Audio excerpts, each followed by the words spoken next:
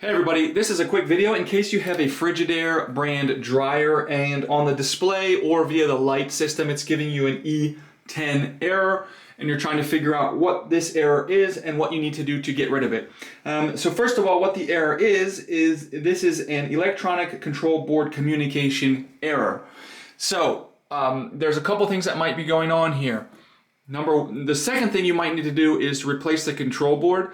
Before you go doing that, you should just do a hard reset on your dryer, which is to turn it off, cut power to it for a good 5 minutes, and that means totally unplug it, no power at all. Then plug it back in, and then if the error persists, then you're going to want to replace the control board. Now this is like a moderately complex thing to do. I will go ahead and put a link in the description to a little tutorial on how to replace the control board. If the hard reset doesn't fix the problem, then replacing the control board almost certainly will.